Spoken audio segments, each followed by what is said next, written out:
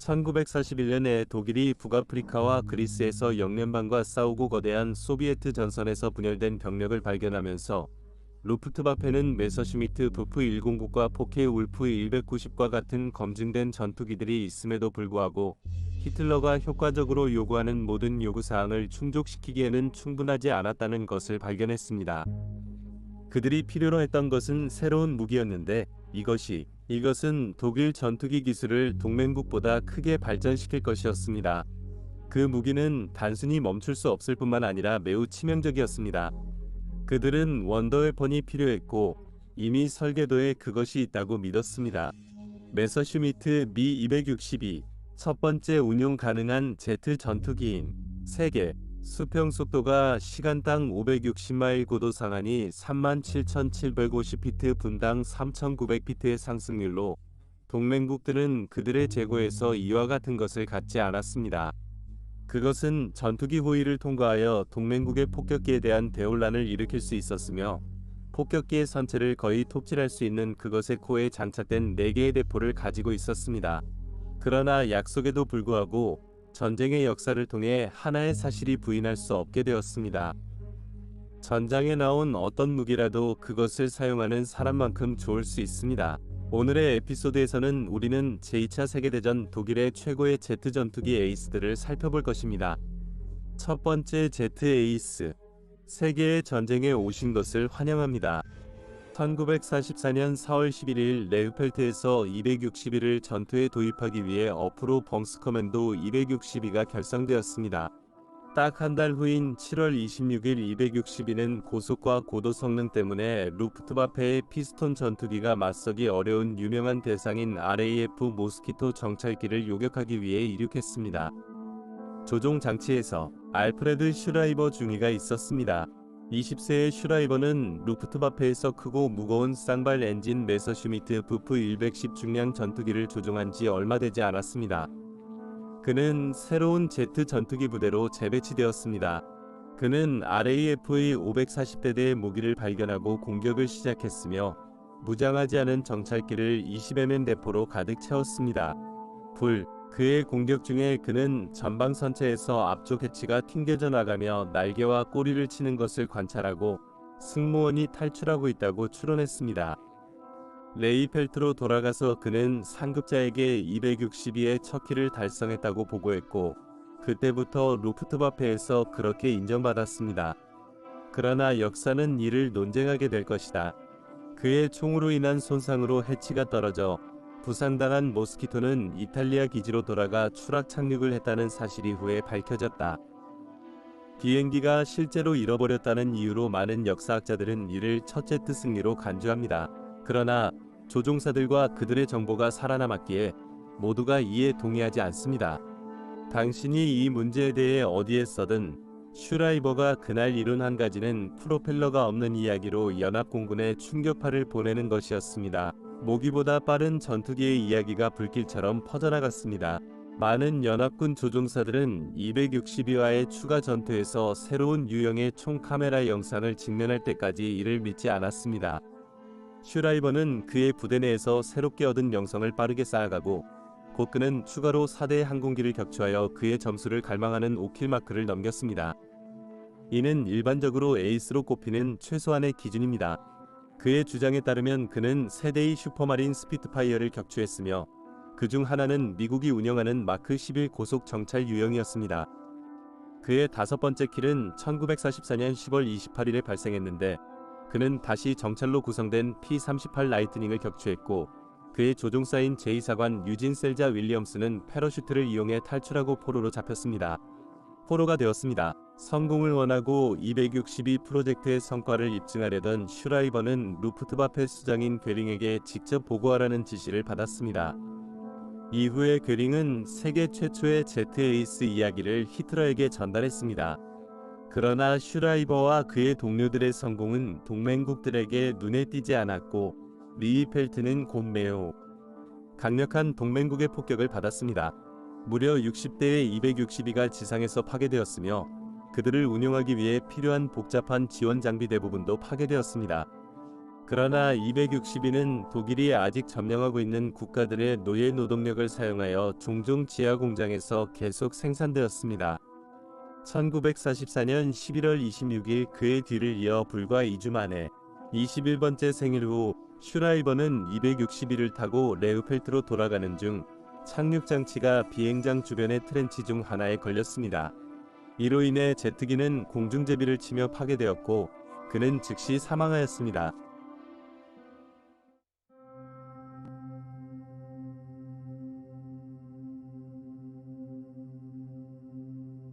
1913년 5월 25일에 라이프치히 근처의 소머펠트에서 태어난 하인리히 바르는 어릴 적부터 비행에 매료되었고 베르사유 조약에 따라 독일이 초기에는 어느 정도의 공군을 보유하는 것이 금지되어 있었기 때문에 그는 대신 민간 항공사가 되려고 시도했습니다. 조종사가 되려 했으나 경제적 문제로 실패했습니다. 따라서 그는 라이히스베어의 메카닉으로 합류해 히틀러가 독일 재무장을 시작할 때까지 그 자리에 머물렀습니다. 1937년에는 루프트와페의 조종사로 승진하게 되었습니다. 전쟁이 발발하자 그의 부대는 1939년 9월 폴란드에서 싸우는 대신 메서슈미트 부프 1092를 조종했는데 이는 탁월한 전투기였습니다. 그 당시에는 브리티시와 프랑스 항공기에 대한 프랑스 독일 국경 순찰을 맡게 되었습니다. 1939년 9월 25일 그는 프랑스 공군의 커티스 P-38 호크를 발견하고 기관총으로 공격하여 프랑스 전투기를 불길속으로 떨어뜨렸고 이로써 그는 공중전에서 첫 승리를 거두었습니다. 다음 해 프랑스 전투에서 그는 2대의 프랑스 비행기를 추가로 격추한 후 영국 전투에 참가하여 격렬한 전투에서 10대의 RAF 항공기를 격추했습니다. 그러나 그는 거의 상처 없이 돌아오지 못했고 여러 차례 그는 심각하게 손상된 항공기로 기지로 돌아왔습니다. 그리고 1940년 9월 2일 그는 잉글리시 채널 상공에서 격추되었지만 구조되어 기지로 돌아왔고 영웅으로서의 환영을 받았습니다. 헤르만 괴링에게 직접 보고하라는 명령을 받았습니다. 이 회의는 잘 안됐습니다. 바르는 그의 동료들처럼 영국 전투의 진행 방식에 점점 불만을 느꼈고 괴링에게 경솔한 발언을 한 후 러프트와페 사령관은 그를 눈앞에서 해고했지만 불복종한 파일럿을 결코 잊지 않았습니다. 이것은 바르에게 큰 해가 되었습니다. 괴링은 예상한 수준의 존중을 받지 못한 유일한 상급 장교가 아니었습니다. 바르로부터 그의 공중에서의 용기는 그가 지도력에서의 실수로 보는 것들을 볼 때 그의 담백한 언행에 의해 대등했습니다. 그럼에도 불구하고 그의 전투 파일럿으로서의 기술로 그는 계속해서 서쪽에서 RAF와 싸우면서 참아내었습니다. 바르가 더 새로운 부프 109F 모델을 타고 킬 카운트를 올리면서 거의 전설적인 지위를 얻게 된 것은 동부 전선에서였습니다. 급격히 증가했습니다. 1942년에는 바르가 80명의 킬을 기록하며 이제 루프트와페의 최고의 전투 비행 에이스 5명 안에 들어갔습니다. 1942년 5월 19일 단독으로 그는 5대의 소련 비행기를 격추했는데 이로 인해 그는 나치 독일 사회에서 그보다 훨씬 더 유명인사가 되어야 했지만 그의 상급자들 중 많은 사람들이 나치당의 강경파 회원이었고 그들에 대한 그의 경계선에서의 불복종은 종종 보였습니다. 그를 정치적으로 더 수용 가능하지만 아마도 그렇게 성공적이지 않은 독일의 선전 비행사들을 선호하는 쪽으로 밀어냈습니다. 1941년 6월부터 바르는 그 후 북아프리카 전선으로 이동되었는데 이곳에서 독일군은 이제 영련반군만이 아니라 새로 도착한 미군과도 싸우게 되었습니다. 북아프리카에서 그는 계속해서 그의 기량을 증명했지만 결국 모든 것은 헛된 것이었습니다. 왜냐하면 히틀러는 북아프리카 캠페인에 대한 관심을 잃고 대신 소비에트 연방에 집중하게 되었기 때문입니다. 바르는 북아프리카에 있는 많은 독일 병사들처럼 공급품이 고갈되고 연합군 병사들의 수가 늘어나면서 물러나게 되면서 잊혀진 것 같이 느꼈습니다. 결국 북아프리카가 무너지자 바르의 부대는 유럽으로 후퇴하게 되었습니다. 연합군에 의해 그는 깊은 우울증에 빠지고 전투력 일부를 잃었습니다. 이것은 고링에게 바르의 이전 발언에 대한 복수의 기회를 제공하였고 그는 적을 마주한 겁쟁이로서 징계를 받았습니다. 고링은 그가 어떠한 명령도 갖지 못하도록 했지만 그를 완전히 제거할 수 없었습니다. 이는 독일이 모든 숙련된 조종사를 필요로 했기 때문입니다. 곧 바르는 포크 울프 FW-190 전투기를 조종하여 동맹국 폭격기에 의한 강렬한 공중폭격으로부터 라이를 방어하게 되었습니다. 1944년 4월 22일 그는 미국의 비둘사 리버레이터 폭격기를 격추하여 그의 총 승리수를 200으로 끌어올렸습니다. 이제 고링의 겁쟁이라는 비난에서 벗어난 바르는 전쟁이 동맹국의 유리한 방향으로 점점 끌려가면서 다시 전투기 부대를 지휘하게 되었습니다. 그의 뛰어난 능력을 고려하여 바르가 미 262 파일럿의 계열에 합류하기로 결정되었고 1945년 2월에 그는 레우펠트의 타입 훈련 부대의 지휘를 맡는 명령을 받았습니다. 그것이 바로 당시 독일이 처한 절박한 상황이었습니다. 강사들은 종종 신입 파일럿 훈련과 함께 전투 비행을 수행하였으며 바르도도 예외는 아니었습니다. 1945년 3월 14일 바르는 제트 전투기에서 첫 성공을 거두었고 P-51 머스탱을 격추하였습니다.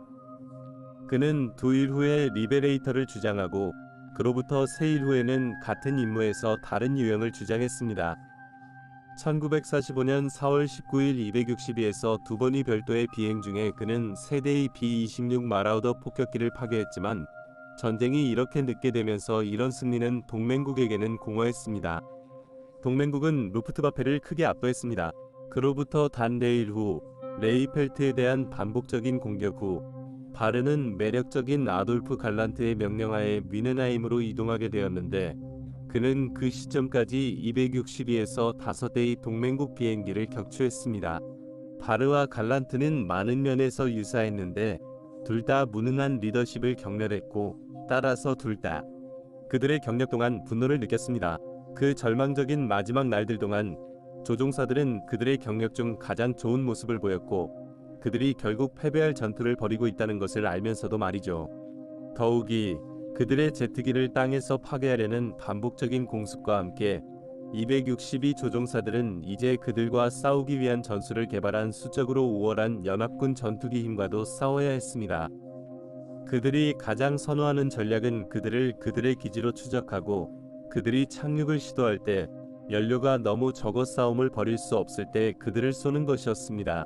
1945년 4월 26일 갈란드는 B-26 폭격기와 P-47 썬더볼트 전투기 편대에 대해 전투를 벌였습니다. 갈란드는 B-26 2대를 격추했으나 P-47의 공격으로 제트기와 무릎이 크게 손상되었습니다. 그럼에도 불구하고 그는 절뚝거리며 기지로 돌아갔지만 더 많은 썬더볼트에 의해 공격을 받고 있었고 그는 강한 포화 속에서 그의 261을 추락시켰습니다. 전투에서 벗어난 갈란드는 바르를 지휘관으로 임명했는데 이는 동맹국이 빠르게 접근하고 있어 전쟁이 며칠 안에 끝날 것을 알고 있었기 때문입니다. 4월 27일과 29일 사이에 바르는 3대의 P-47을 추가로 격추하여 그의 262에서의 총 킬수를 16으로 늘렸습니다.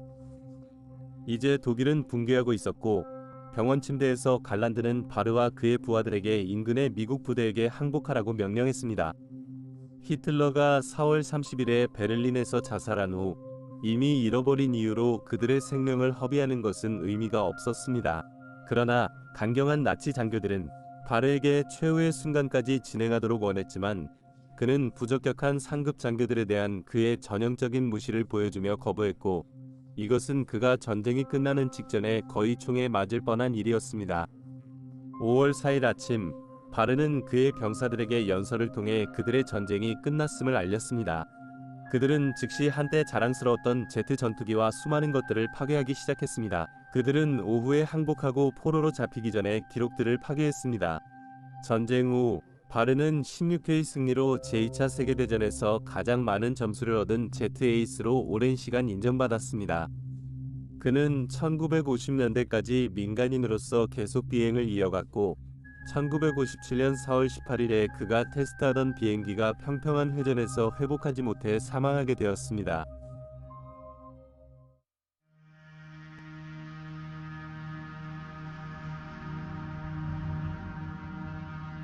헤인리 바르는 나중에 쿠르트 웰터의 경력에 대한 연구가 없었다면 제2차 세계대전에서 가장 많은 점수를 얻은 제트 에이스의 칭호를 계속 유지했을 것입니다. 1916년 2월 25일 쾰른에서 태어난 웰터는 매우 결단력 있는 개인으로 러프트와페의 입대 순위를 차근차근 올라가며 다양한 업무를 수행했습니다. 결국 그는 날개를 획득하고 후에드린부르크 비행 훈련학교의 강사로 임용되었습니다. 그러나 이것은 운영 전투부대에 배치되기를 반복적으로 요구한 웰터에게는 충분하지 않았습니다. 그의 상사들은 처음에 그가 뛰어난 비행사이자 전문 강사라는 것을 인식하면서도 그렇게 하기를 망설였습니다. 간단히 말하면 그는 자신의 기술과 지식을 전달해 제3제국에 잘 봉사했습니다. 그런 다음 1943년 8월 10일 그는 알텐부르크의 야간 비행학교로 전환하여 새로운 루프트와페 비행사들에게 야간 비행 및 야간 전투 기술을 가르쳤습니다. 독일의 공중전쟁이 점점 더 절박해지면서 학교의 많은 강사들이 연합군의 폭격 캠페인을 방해하기 위해 작전 비행을 수행하게 되었고, 따라서 웰터는 결국 RAF의 야간 폭격 공습에 특별히 대항하여 싸울 수 있게 되었습니다. 이 시점의 전쟁에서 야간 전투기는 그들이 사냥감을 찾아내고 참여할 수 있도록 공중 레이더를 장착하게 되었지만, 이런 장비는 독일에서 공급이 부족했습니다. 따라서 RAF 폭격기를 격퇴하기 위해 지상 탐색 대신 낮 전투기가 사용된 것은 전략입니다. 이것은 와일드조어로 알려져 있습니다. 레이더가 없는 기술적인 장애에도 불구하고 웰터의 기술, 예리한 시력, 그리고 타고난 사냥 능력은 그의 승리 목록을 와일드조 작전 중에 급증시켰습니다. 그는 첫 임무에서 혼자 2대의 4엔진 폭격기를 격추해 인정받았고, 세 번째 임무에서 이를 반복해 야행성이 아님을 입증했습니다. 그는 또한 미국 공군에 대한 임무를 수행하며 하루에 P-51 머스탱 2대를 격추하였습니다. 심지어 벨토르가 윙 커맨더가이 기븐슨이 조종한 모스키토를 격추한 것으로 추정되었는데, 그는 댐 버스터스 공습을 이끈 사람이었습니다. 그러나 이를 지지하는 일부 정황 증거가 있지만 이는 결코 증명되지 않았습니다. 1944년 10월 8일 그는 기사 10자원장을 받았습니다. 33대의 연합군 항공기를 파괴한 것에 대해 그중 대부분은 밤에 있었지만 웰터는 그가 더 잘할 수 있다고 믿었습니다. 열정적이고 헌신적인 루프트와페 장교는 261을 야간 전투에 도입하는 야망을 가지고 있었습니다. 자원이 매우 한정적이었기 때문에 루프트와페가 작업 중인 제트 전투기의 운용에 관한 많은 문제가 여전히 있었고, 그는 비록 상급자와 부하들의 회의적인 시각을 받았지만 그는 결코 흔들리지 않았습니다. 262의 전용 야간 전투기 버전에 대한 작업이 이미 시작되었는데, 이는 새롭게 개발된 2인승 훈련기를 기반으로 하였고, 제트와 피스톤 엔진 유형의 비행 특성 차이를 고려하면 필수적인 프로젝트로 간주되었습니다. 하지만 발터는 준비에 몇 개월이 걸리거나 아예 불가능할 수도 있다고 알려졌습니다. 그러나 당연히 야생 멧돼지 작전에 검증된 마스터인 그는 기본 낮 전투기 버전으로 제트 전투기의 야간 전투를 시작할 수 있다고 주장했습니다. 이미 히틀러에게 그의 능력을 인정받은 펠터는 네우펠트로 보내져 261을 조종하는 방법을 배우는 훈련을 받은 후 그 비행기를 운용하기 위한 자신만의 소규모 팀을 구성하기 시작했습니다. 적합한 활주로를 찾던 그는 전쟁 이전에 독일 전역에 건설된 많은 고속도로 중 하나인 브란덴부르크 자동차도로의 일부에서 그의 261을 운용하기로 결정했습니다. 이것은 완전히 발달한 비행장처럼 즉시적인 연합군 폭격기의 목표가 되지 않는 장점이 있었으며, 이로 인해 그들은 적 항공기에 크게 방해받지 않고 운용할 수 있었습니다. 작전은 1944년 12월 중순에 시작되었지만 불행히도 이 시기의 정확한 상황은 다양한 출처가 서로 모순되어 혼란스럽습니다. 일부는 1944년 12월 12일에 그가 RAF 랭커스터 폭격기를 격추함으로써 261호 첫밤 사살을 기록했다고 주장하며, 다른 보고서는 이 임무에서 그가 4대의 RAF 모스키토를 격추했다고 주장합니다. 다음 사실이 밝혀지면서 상황은 더 혼란스러워집니다. 그의 부대가 261을 운용 가능하게 하기 위해 노력하는 동안 그가 계속해서 부프 109 피스톤 엔진 전투기를 운용하는 시기가 겹쳤다는 사실이 있습니다. 어쨌든 1945년에는 262가 이제 RAF의 무거운 전투기와의 야간 전쟁에 완전히 참여하고 있었고, 벨타는 그의 기술을 최대한 활용하고 있었습니다. 그는 야간에 제트 전투기를 사용하는 것이 많은 새로운 문제를 야기했기 때문에 그렇게 해야만 했습니다. 그는 따라서 지상 기반의 탐색 등과 대공포 사격수의 사령관들과 긴밀하게 협력하여 제트기의 야생 돼지 역할에서의 효과를 극대화했습니다. 탐색 등이 하늘을 비추고 웰터는 폭격기의 응축 궤적을 목표 안내로 사용했습니다. 밤 공기를 통해 종종 시속 400마일 이상의 속도로 질주하면서 RAF 폭격기의 사격수들은 거의 그의 전투기에 대한 총을 겨눌 기회가 없었습니다. 그러나 웰터는 여러 번 위급한 상황에 빠졌습니다. 한 번 이 사건에서 그의 비행기는 연합군 폭격기와의 교전에서 손상을 입어 그를 밴드밖의 필드로 후퇴하게 만들었습니다. 그는 완전히 도달하지 못하고 추락 착륙을 시도했지만 그의 비행기는 숲속에 멈추기 전에 땅을 따라 미끄러졌습니다. 추락의 심각성에도 불구하고 그는 상처 하나 없이 탈출했고 다음날 밤에는 대체 비행기를 타고 비행했습니다. 1945년 4월에는 첫 레이더 장착 2인승이 운영되었고 웰터의 부대는 베를린을 방어했습니다. 이들은 중간 VHF 대역 FUG-218 넵튠 5 레이더가 장착되어 있었습니다. 그러나 레이더와 관련된 기술적 문제가 계속되었고 전쟁이 끝나기 전에 동맹국에게 항복하도록 강요받을 때까지 야생 멧돼지 작전이 일반적이었습니다. 웰터의 전시 점수는 대략 59대의 항공기로 그중 적어도 20대는 262에서 획득한 것으로 알려져 있습니다. 이 20대는 전후 분석에서 확인된 승리이지만 웰터 자신은 적어도 추가로 6대를 주장한 것으로 보고되었습니다. 웰터의 262에서의 경력이 왜 이렇게 오랫동안 거의 주목받지 못했는지 이해하기 어렵지만 그럼에도 불구하고 20회의 승리로 그는 제2차 세계대전에서 가장 많은 점수를 얻은 제트 에이스입니다.